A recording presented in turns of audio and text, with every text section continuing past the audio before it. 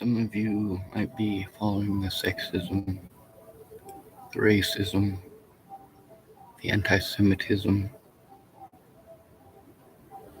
Some of you might be following women's excuses. What's this women's excuses that I speak of?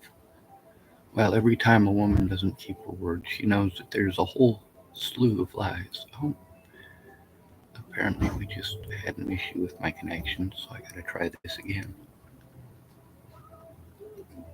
We've taught women to do some pretty horrible things.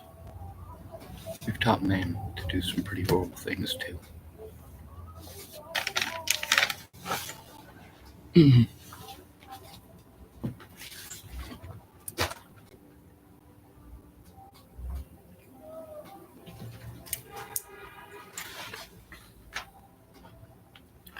George Helmstetter was one of the witnesses to the abuse in Colorado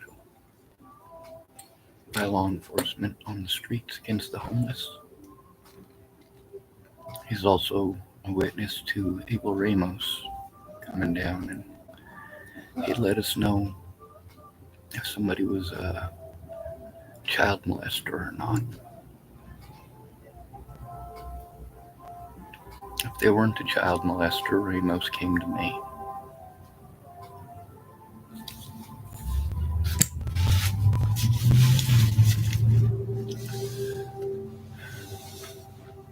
So we've gone through a couple of hours of commentary on this. We've heard the conversations with her. They're on this channel. Now I'm reading our text messages. You get to see that she had a bad morning and she took it out on me.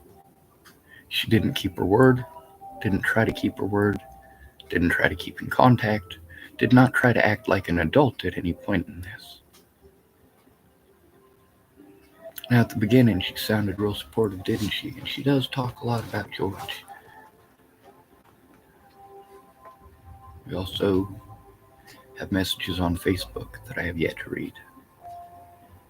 I do apologize that my Facebook account and my YouTube account are not hooked up to this phone.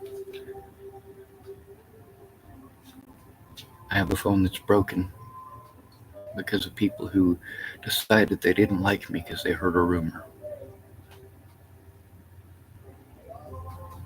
One of them's name is Andrew Wolnez. The other one's name is Lisa.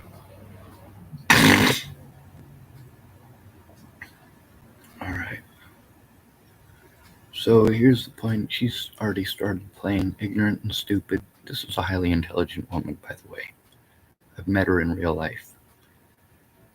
I listen to her voice on the phone. I have met her before. I do know what she sounds like and how she speaks. Yes, it's her.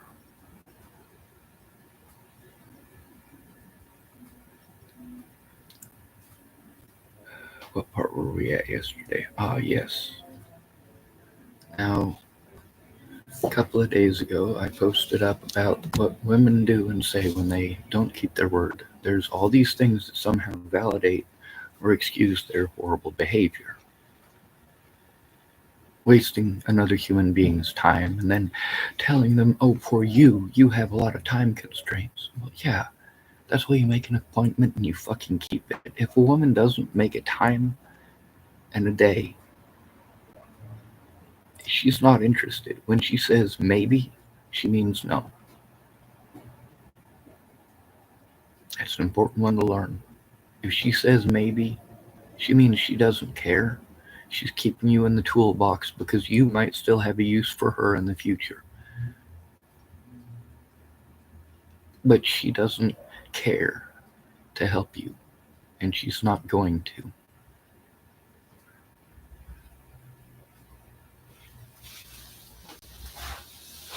Now this Stephanie lady,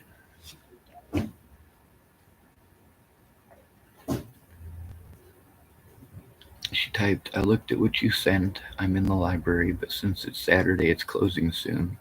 But that's why I didn't answer. Okay. That's valid. That's Saturday at 3:24 p.m. Why would you leave somebody hanging until 3:24 p.m.?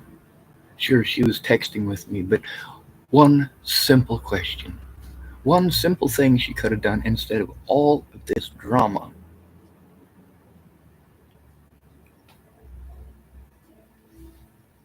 One simple thing she could have done. Reschedule. I don't need a 40-minute fucking story. I don't need 6 hours of waiting on you to tell me when. See, here's the thing. When I need to go do this stuff, I need to be able to record it. I need to be able to have internet access to look up the questions that they're inevitably going to ask. I have to be able to send it to them then and there so they can see it, so it doesn't become an argument.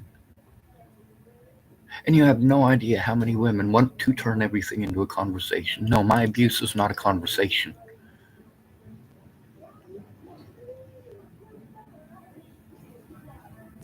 If you want to make a conversation out of it, hear my story first.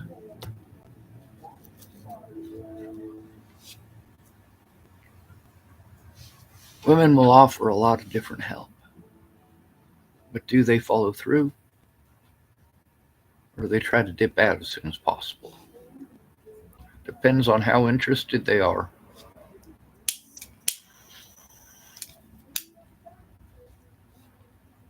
And you might think I'm talking about how interested they are in your story or my story. But I don't.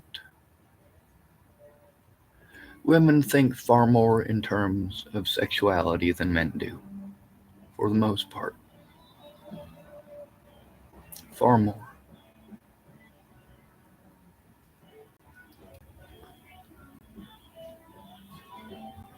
Female predation in the workforce is prevalent.